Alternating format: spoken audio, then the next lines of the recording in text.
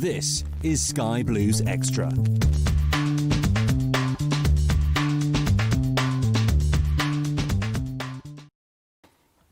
Well, good evening, everybody. Welcome to Sky Blues Extra Live this evening after what was a very dull game for the Sky Blues against Luton Town. It's again myself, Dean, and I'm joined by Tom this evening as we attempt to scrape the proverbial barrel, basically, and talk about some of the action or apparent lack of it during this evening's game.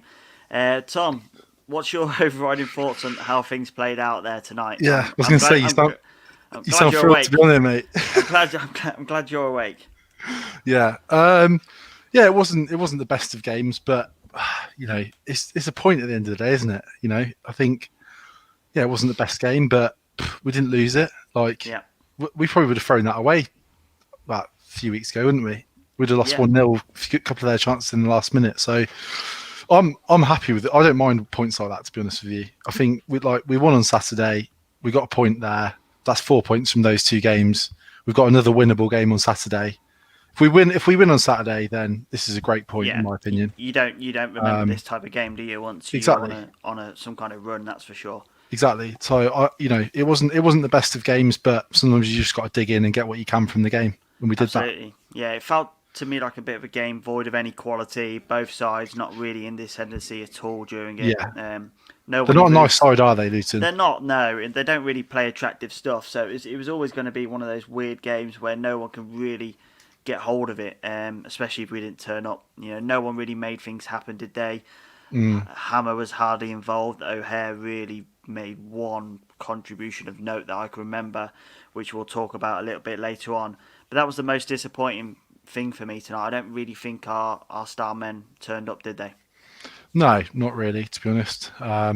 They still did. I think in flashes, Hammer was brilliant. And he's called Hamer, by the way, according to Clive. Yeah, come on, mate. Yeah. Clive has got to the bottom of it finally. We played Shrewsbury Town, according to Clive. Yeah. Were you watching the Red Button or on iFollow? A little bit of both. The Shrewsbury Town incident was pretty bad, even by Clive standards. It was when McCallum, there was a ball in it was in the corner when we were attacking, and he thought that McCallum was defending it, and he said that the Shrewsbury Town players were appealing for a corner. They probably were, but actually Luton had just won a goal kick, so God knows what was going on. It is actually comical at times, isn't it? But yeah, no, they didn't have their best games, but again, in flashes, I thought like Hamer had, still makes some brilliant touches, doesn't he? Does a lot of defensive work. For Ostergaard had a good game tonight, did some really hard work. So yeah, nothing amazing, but we just sort of dug in really and did what we needed to do. Absolutely. We've got a couple of callers on the show this evening. They've already dialed in. We'll get to you in a second. I just want to read out a couple of comments. This one from Michael Large. 90 minutes, you can't get back. Neither keeper tested. Yep, you'll see that from the stats. I think there was 2 shots on target all night. Wish I put a 10 on at half-time when I told the missus I had 0-0 all over this game. Largely, you could have been absolute quids in at that point, that's for sure, and the beers would have been on you. Mark does make a good point. 6 unbeaten. That's important, isn't it? Going into this really, really big, momentous month for the Sky Blues, we're still unbeaten, which is a really, really good sign, especially how bad it looked before that international break. I think that's the thing, isn't it? It's not the best game. It's a 0-0 draw, but keeping a clean sheet. We let in a lot of goals earlier on in the season, and we're almost sort of making up for that now with our goal difference and things like that. So yeah, there's we look a lot more solid. We're a lot harder to beat, so it can only be a good thing. Danny obviously cracking point. George as well draws a decent result. Unbeaten run continues. I suppose you can't really complain about still being unbeaten. That's for sure. Yeah. Important for everybody tonight to get involved with your man of match as well. So let us know in the comments who you think man of the match was for you this evening. There can't be too many names on that list, that's for sure. No. I'm thinking the likes of potentially Leo Ostergaard. I thought was solid tonight. I thought Ostergaard for me. Yeah, I thought he was pretty solid tonight. Ben Wilson was also there. He was quite commanding. Came out for a few crosses. Got his hands on the ball quite quickly. They were the two sort of standouts for me. But let the viewers let us know what you feel. Nigel's talking about McCallum and the Shrewsbury comment from Clive on 50 minutes. Obviously, just in a world of his own at times, isn't he, Clive? Yeah, that's just mad one. That I don't know if he's had some sort of flashback to a previous Shrewsbury game, but I don't know where that's come from. But yeah, Absolutely. Well, we'll talk about some of the big points of there wasn't many, but some of the big talking points of the game later on. But let's bring our first caller into the show. Tim's joined us this evening. Good to have you with us, Tim. Hi lads, evening. How are you? Yeah. Awake. Yeah, awake. Yeah, 90 minutes as we said. We can't get back, but decent point. A team with no superstars, as Nathan Jones said. It just shaped up for a stalemate, didn't it? I was kind of hoping somebody would take the game by the scruff of the neck, and then we could say, well, Nathan Jones knows about a superstar now. The headlines would have been written, but just wasn't to be. No one really took the game by the scruff of its neck, did they? No, I mean Hamer. You looking at Hamer as one of our superstars, but again, like Luton really didn't let us kind of pass the ball around. I think we resorted to sort of drifting these long balls across, and for me, unless your name is Gustavo Hamer, you shouldn't be pinging balls 30, 40 yards that really, some of our players really should be doing. So they just made us play like that, I feel. And they rushed us a lot, didn't they? Yeah, absolutely. I thought especially early in the first half, they rushed us to everything. We didn't get much space. I felt like we maybe were missing something in the middle. Like there was a bit of a gap. I don't know if you thought that, Dean, just between the defence and sort of the two up front. There was something missing in that middle, I thought, a little bit. Definitely. There was, both of you have just brought up a couple of points there, which I noted down as talking points this evening. We don't just throw this show together, ladies and gents. We have things to talk about. But yeah, the first thing where you said there, we tried to mix up both that direct play and trying to play through the channels, but neither of us working. And if you try and do both of them at the same time, it never really works, does it? Because certain players are so far out the pitch, you can't really link them in the midfield. And then if you try and go direct, the players you just bypass that midfield, so they don't come into the play. So I didn't think that really worked this evening for us. What do you think, Tim? Yeah, I mean, like that O'Hare role where Kelly's picking things up in the middle at the back and sort of moving them off to Hamer, and then someone's got to pick it up from sort of Hamer. If he doesn't pass that threaded through ball, someone's got to pick it up like O'Hare and run forward. He did a couple of things tonight where he passed it through to Walker and hit the post. But then other than that, it kind of felt like there was too much pressure on him to actually, either score. He hasn't scored in a while. And I kind of want him to play that sort of Mata role where he's like feeding through the strikers running forward. But it just kind of feels like he's kind of caught in two minds whether he should be that real attacking threat to go through and score, or be that kind of passing, threading the ball through. So yeah, someone in that role to come in really is where we're lacking, I think. It was a positive, it's another point now towards Robin's 20 points by 20 games target. Obviously another clean sheet in the bag. But it's become a little bit of a nice run now for the Sky Blues, hasn't it, since that international break? Oh yeah, you can't complain. Like I've said to Tom before the game, look, a draw here would have been a decent result, and they're a battling side, and a 0-0 against a team that's kind of similar to us with no real superstars. It's kind of that's kind of where we are in the Championship. That's the kind of level that we are at the moment. When we're bringing on players like, all due respect to Shipley and Bakker, we're bringing them on to finish off a game. It's like, well, we can't really be expecting to kind of wipe teams aside. Yeah. We stay in the league, we battle, we have points to stay up, and then we kind of build from there. So no, I'm not too disappointed. It is a bit of a that game was probably there to win, but for either side, to be honest. So yeah, not too disheartened. There's only two other teams in the league that are unbeaten in the last 5, apart from us as well, and that's Brentford and Blackburn. So it's actually pretty good for the position we're in the league. It's pretty good to be unbeaten in the last 5. What about your man of the match then, Tim? Who do you think stood out then for the Sky Blues this evening? Well, when you were talking about it, I did think Ostergaard. I think he's grown in confidence. I think he still does a few things which drive me mad. Like a few things like Chief did earlier on in the season, which is just trying to sort of loop balls over the nearest man. Just pass the ball along the floor. But there was a couple of moments where he just chested the ball from like 40, 50 yards in the air. So just those kind of shows of quality that he does have, and then his defensive work as well, just cutting balls out from the side and marauding forward like Yunus Gabor used to do, like that kind of style as well. I think he was a pick really for me in a 0-0 draw. And just before we let you go, obviously looking ahead to Saturday, huge game against Wycombe, one of the the teams that are going to be struggling in and around the bottom of the league. How do you see that one going? Is it a game we need to go all out attack and be in the ascendancy for? I think similar to Rotherham, I think we got to match up like what they've got and how we can sort of play off against that. I mean, we did that really well against Rotherham and sort of beat them at their own game, really. So similar to that, I think, yeah, we've got to kind of put out a show of we want to be there and win. Whereas tonight, I think we had the feeling of we don't want to lose. So I think Wickham, we've got an extra day to recover than them. Yeah, I think we can go there and be confident we can actually, like Rotherham, attack and put some sort of real attacking threat on them. Tim, it's been lovely to have your input this evening. Really appreciate you joining us on the show, and hopefully we can pick up 3 points on Saturday. Cheers, Tim, and come and join us again. Guys. Cheers, mate. Tim. Great stuff. Thanks, mate. Cheers. So Tim's thoughts there. No real quality in that game, of course. I mean, a lot of the comments are pretty much the same stuff in regards to, defensively we looked okay. There was a few iffy moments, weren't there, which come in all games in this division, but nothing really. We shaped up quite well. You never felt really, really threatened. I mean, even that chance there at the end, it wasn't, it's past the post. It wasn't like wasn't a gilt-edged chance. So, yeah, it felt pretty comfortable. Absolutely. Ross saying here, both teams will be pleased with that point. A win on Saturday now will look even better. That's the thing. Another clean sheet. That's great for me. And it's great for Wilson's confidence as well. He's given away a couple of penalties. His confidence could be down a little bit from those, but a clean sheet for him is going to be, it's going to be massive, isn't it? Going I forward. think just on Wilson, I think he's looked really good. I know he's given away some penalties. I think he's been a bit unlucky on that because he's actually doing the right thing. He's been coming out and commanding the box, and just by the very nature, he's been a bit unlucky giving away some pens. But tonight again, he was really good. I thought both footed as well. Like he kicks well with both feet, clears well. Distribution's really good. And he reads the game really well. There was one where it was at the edge of the box and he came out and actually just kicked it, like dinked it up.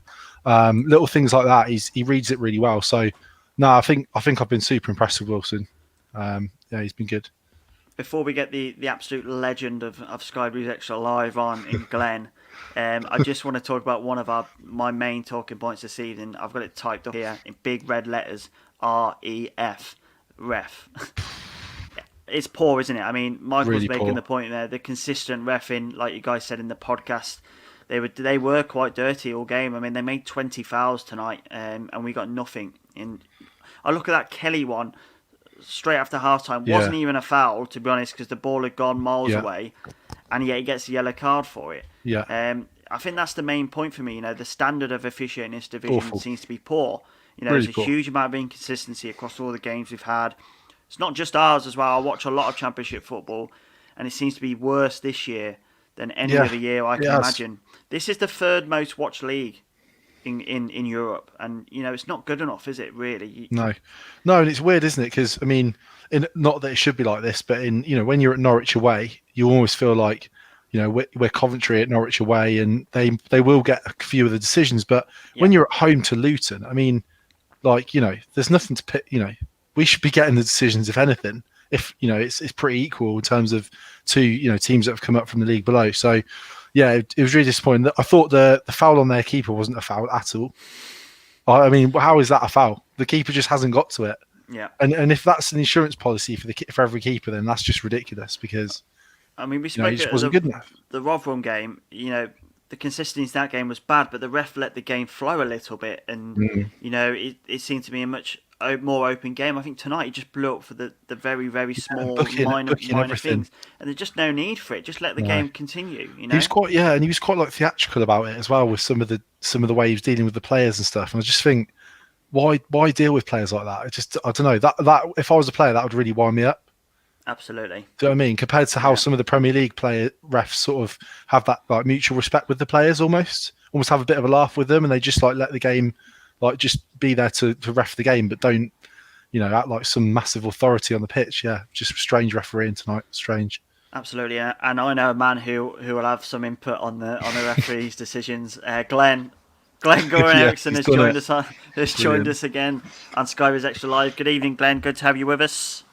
Yeah, all right, lads. Which game was worse, tonight or the Blues game? Oh, that's a tough one, isn't it? I think this was slightly better than the Blues game. Yeah, I think so too. Yeah. No, Moving on from what you said about the refs, I thought Potts was lucky to stay on the pitch. I've seen the challenge back on Beermove first half, and he clearly has a look and then swings his arm on him. And then obviously the second challenge he did, that's a yellow card if he's not on a booking. And the Kelly one was ridiculous because he's not even, I don't even think he's touched him. And the guy's still on his feet. He stumbled and he's got the ball and he hooks him. It's just, I just beg a belief the decision-making process of officials at this level. And you're right, it isn't just Carb, it's in general. I mean, they can't get it right in the Premier League, so how on earth are they going to get it right in the Championship? No, I mean, I watch probably the majority of matches in this division back because I'm sad and I don't have much of a life. But after tonight, I'll see 5 or 6 decisions from matches where the inconsistency shows, and there'll be games tonight where the smallest fouls will be let go, whereas in our game it was just the absolute opposite, and it's just not right. That inconsistency needs to be across the board. But let's move on from the refs because it's boring.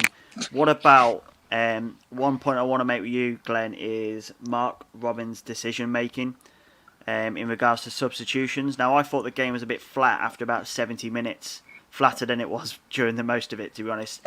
Do you feel like he made the right substitutions this evening, and did he bring them on early enough? I think he probably could have gone Shipley earlier. I get the logic with Shipley. He has a habit of nicking goals against them.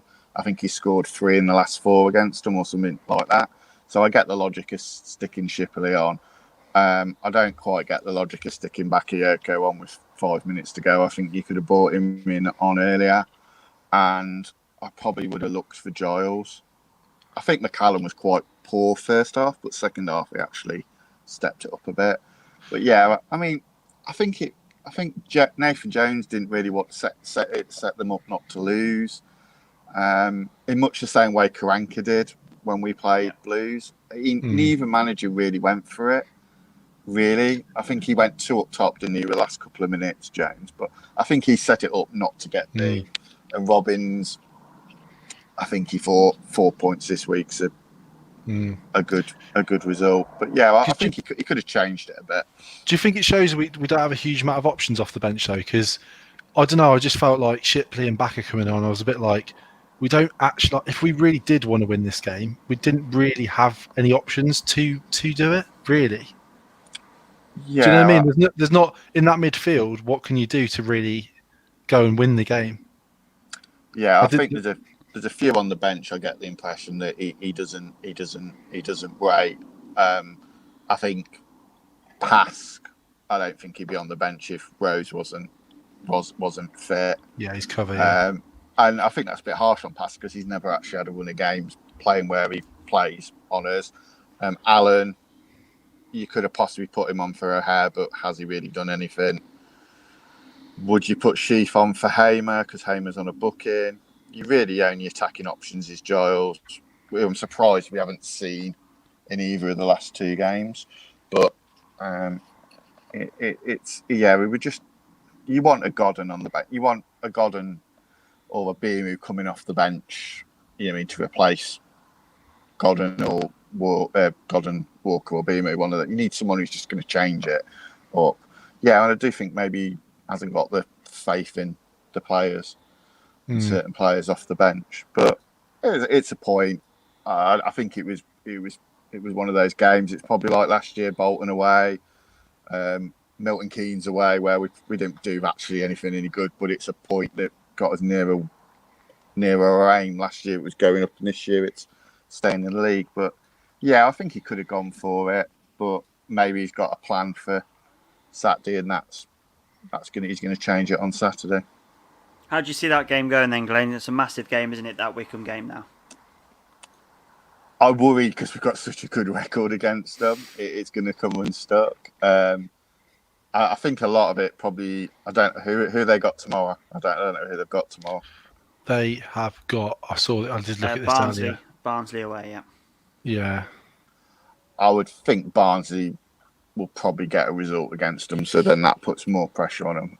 But then I just think there's probably our fans at the moment probably expect us to win every game in the build up to Christmas, and we're not going to win every game in the build up to Christmas. So give me a draw there Saturday. I'll take it if we win against Huddersfield. So I think if we get 4 points from the next two, that'll be a good result because Huddersfield won a good run of form.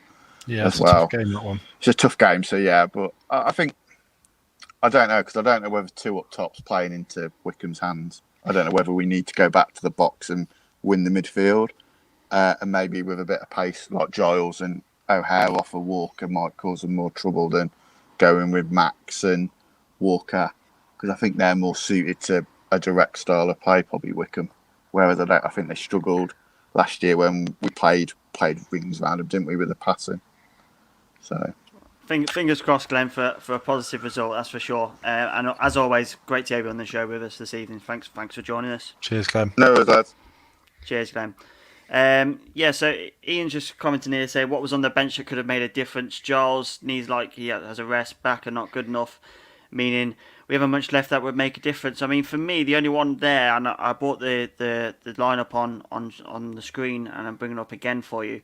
For me, I mean, Jabello is the one that potentially could have done something there tonight, especially with Potts being on a yellow card, and he was pretty much on his last warning after that ridiculous challenge he made on Dabo as he was sprinting out the centre circle. Do you think Wesley Jabello would have made a difference there, Tom? Yeah, possibly. I suppose it's just one of those, isn't it, where is he fully match fit yet? Because he came on, was it against Norwich when he came on? Yeah. And his first touch obviously was terrible, but you kind of expect that. That ball's still rolling, apparently. Yeah, yeah. So I don't know whether he's fully fit and whether it was the right game for him to come in. I don't know. Like Luton at home, is that the right game for Jabello to come back? I'm not sure, but he's got to get himself fit at some point, though, hasn't he? We've got to get him into the team and have him as an option, I think. Yeah, sure. I mean, he's an option to have, isn't he? If you want to go a little bit more sort of wing play, then he's the guy to sort of do that, and he offers something completely different to most of the players that we've got in that attacking third. Definitely With a bit of pace, so potentially, but the fitness thing, I do bring that into consideration. So that's potentially why he's not getting as much of a look in as we should think. That's for sure. Let's look at some of the key points from that game. I mean, our only real chance was that Walker chance, wasn't it? When he hit the post from a tight angle. It was brilliant play from O'Hare, and that really was the only time that both of them sort of got in the game, wasn't it? Yeah, it was a brilliant link-up play. Great ball from O'Hare. He's really good at doing that, isn't he? He doesn't even look. He just knows exactly where Walker will be. It was quite a tough angle for Walker, really. He did well to hit the post, really. How many times have we hit the post this season, by the way? Yeah, it's a lot. Every game. I suppose we hit the post on Saturday and scored from a rebound, so we can't really count that. True, yeah. No, but I think he did well to get his shot away. Unlucky to hit the post, but yeah, that was only was that our only shot on goal? I can't really think. It was, yeah. Actually, Hamer had one, didn't he, outside the box? Yeah. Which the post is not classed as on target now, is it? They've changed that a couple of years ago. But at goal, yeah. But if you look at the stats, it's pretty poor and barren for both teams, isn't it? In the attempts and on target. Yeah, it's not great, really, is it? When you said, because I think you said in the pod that Luton had the lowest in the league on an average of 9, was it? Yeah. A game, and we both had 6 each tonight, so well below even their sort of low average. So that tells you a lot about the game, really, doesn't it? And they continued their really aggressive nature with 20 fouls. Yeah. It doesn't really work out for me. Like, you only get 2 yellow cards from 20 fouls. It just get 3, doesn't equate.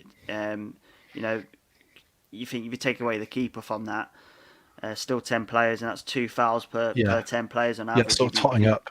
If you look at that, so people are totting up, and there's no doubt Potts should have been red carded. Yeah. After his 4 or 5 that he made. So I mean, that again, that's something that's gone against us. One thing, another talking point I did note down was corner kicks.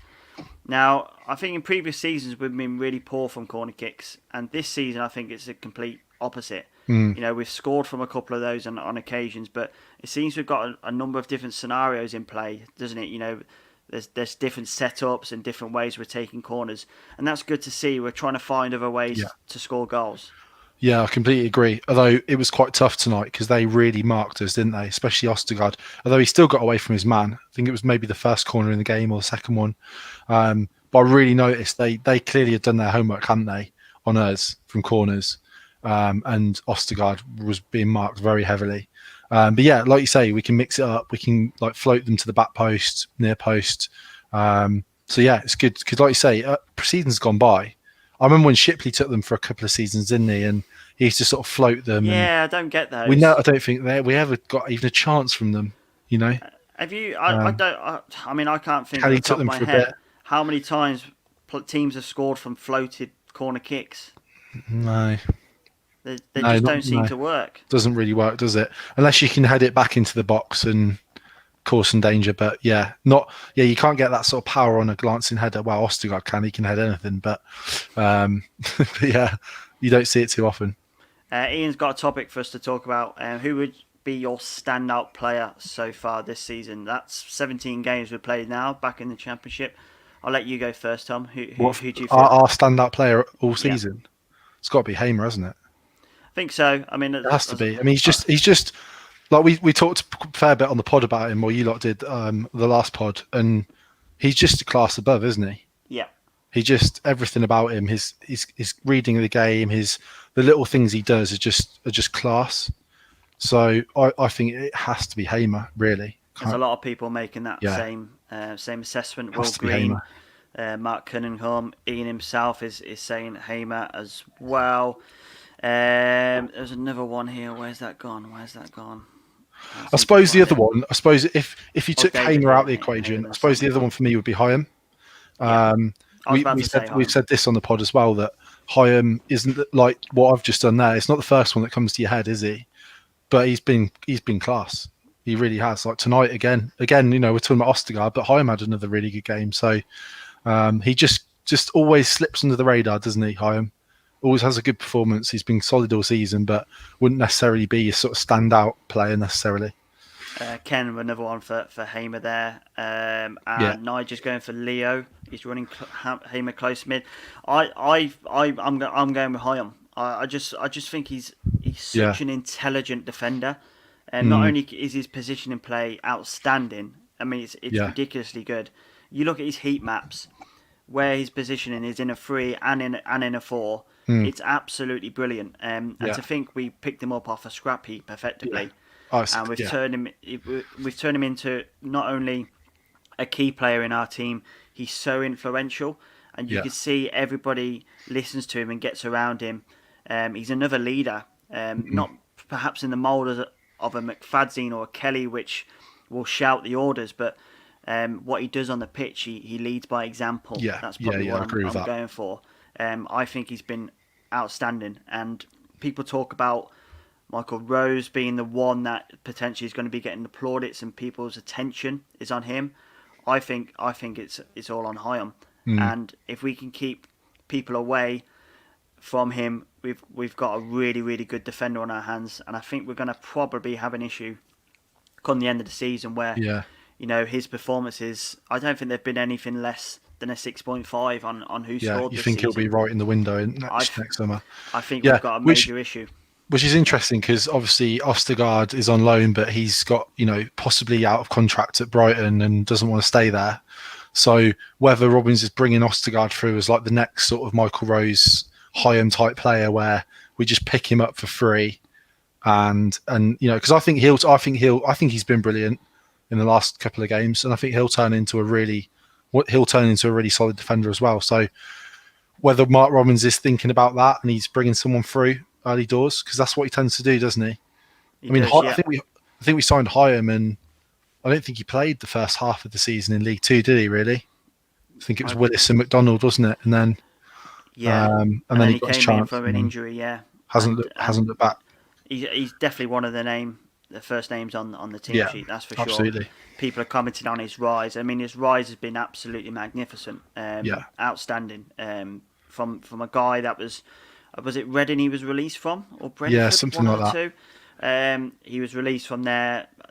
He had no club to turn to, and we picked him up, and We've turned him into one of the most outstanding young talents really in the lower leagues. Credit to Mark Robbins, credit to AD Vivash. They've really brought him on really well. A lot of people have got their love for Hyam as well. Yeah. Nige as well is, he does his job, and that's all you can ask for from a defender. He even pinged a nice ball into the box on Saturday for that goal. Yeah, exactly. I mean, I was watching it with my dad, and we questioned whether why is Hyam taking this free kick, but he put it on a sixpence to get Biama involved, and we scored from it. And there is a lot of love for Kelly as well, of course, Captain Marvel. I mean, the stats speak for themselves, don't they? If you look at the last 6 games since he's come in, it's we've really stopped the leak, and we have more of a hold on games, and that's through to him, isn't it? Yeah, 100%. Yeah. But I think we knew that, didn't we? We were really badly missing him at the start of the season, and it's, like you say, it's absolutely no coincidence that he's come into the team, and we've suddenly managed to keep the goals out the last few games. Absolutely, Mark is coming in on the love for Kelly. It's good to see, though, isn't it? I mean, how many seasons have gone by have we not even had a standout player? And you got like 4 or 5 players that you wouldn't argue with someone and say, no, it can't be them. In a team that's struggling at the bottom end of the league. Yeah, it's a good team.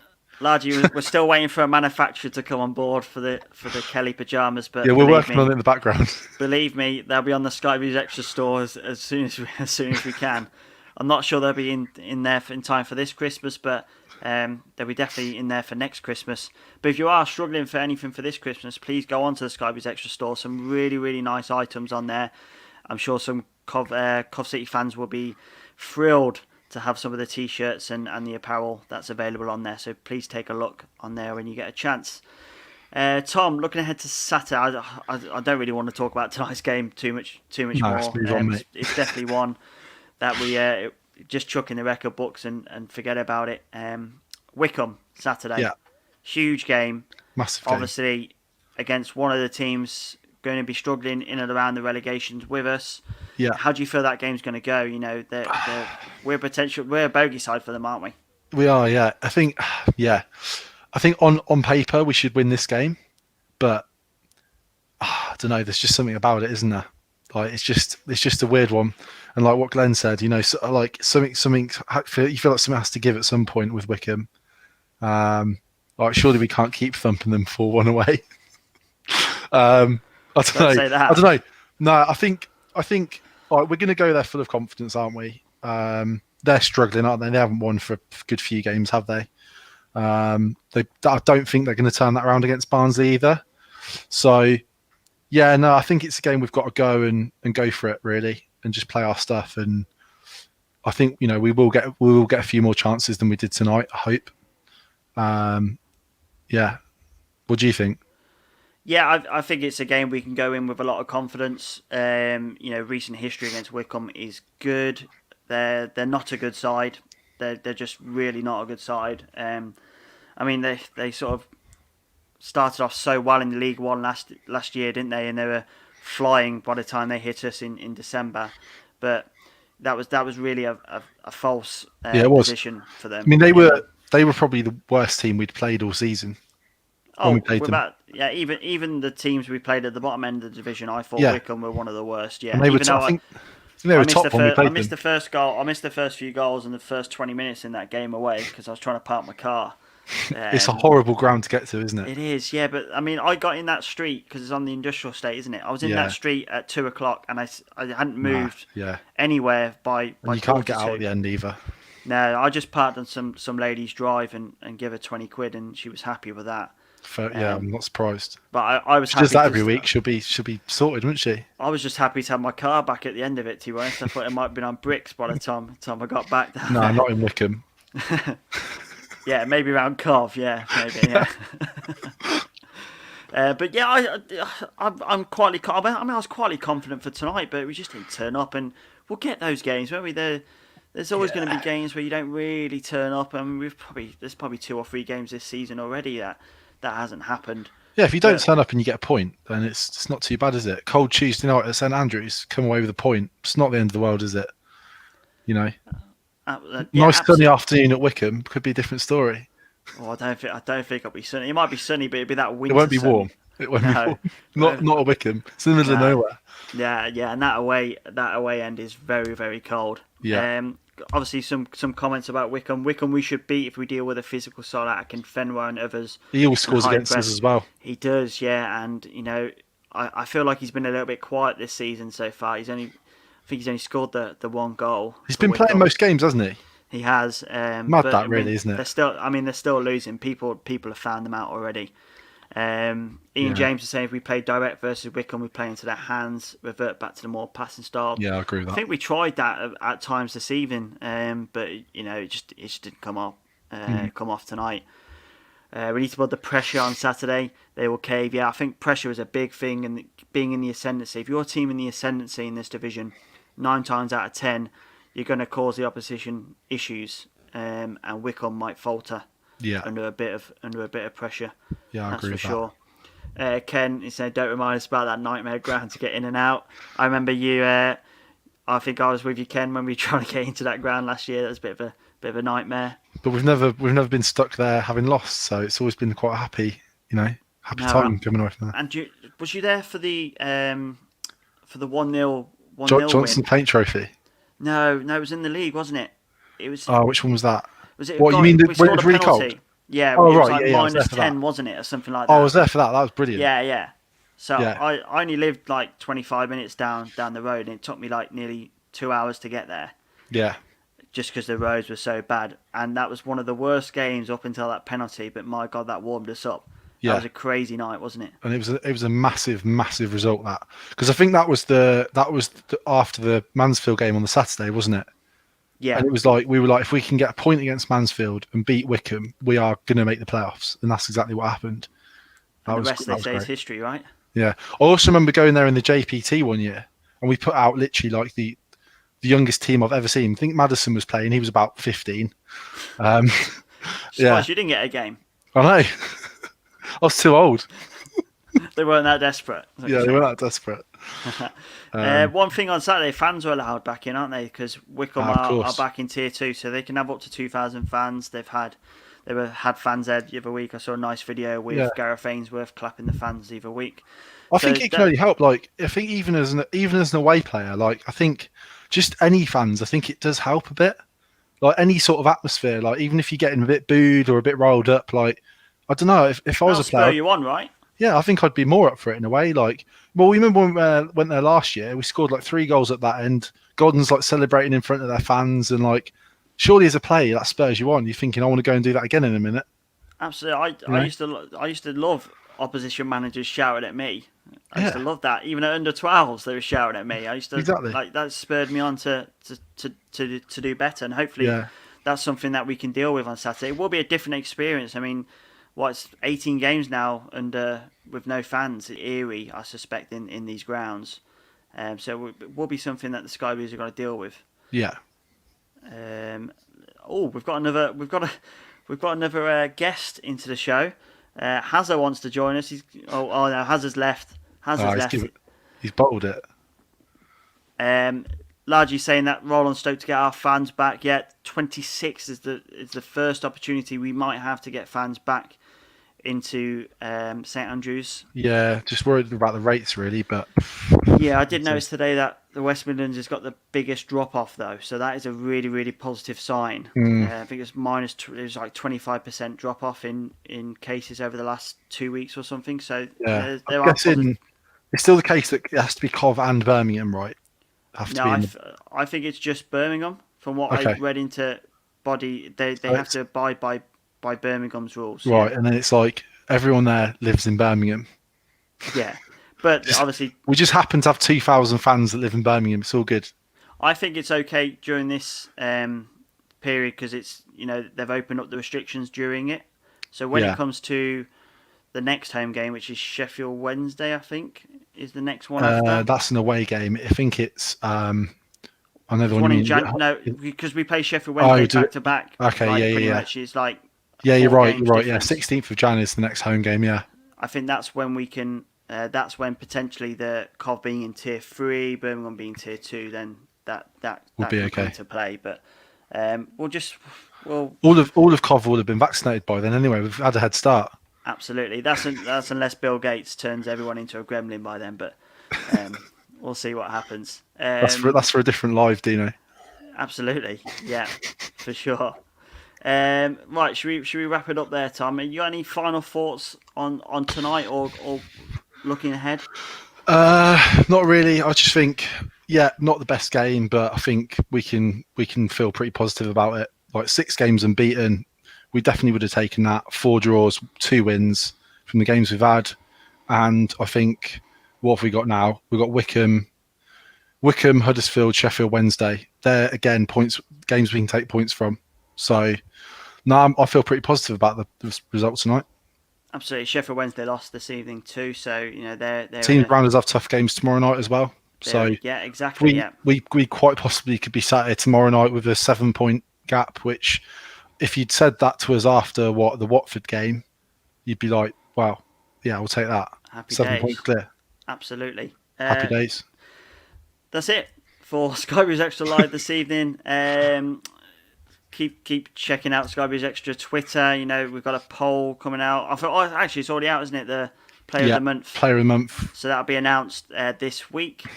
There was a podcast released yesterday that was reviewing last week's games and a preview to tonight's game. Don't listen to that because it was absolute nonsense. Yeah, you can now listen and see if Dino's notes were correct for the game tonight. I think they were. Yeah, I think they were. Fairly accurate. Just about, yeah. But you can skip to the preview of the Wickham game, which we will post the minutes you need to skip to. Absolutely. I think it's some like point this week. 46 minutes, yeah. Yeah. Ian's going for Roy Wegerle Player of the Month. I don't think it's the 90s. But sometimes the style of play is like the 90s, but there you go. Right, stay tuned to Sky Blues Extra. We'll be back on Saturday after Saturday's game with another live. And all that's left to say, Tom, is play up Sky Blues.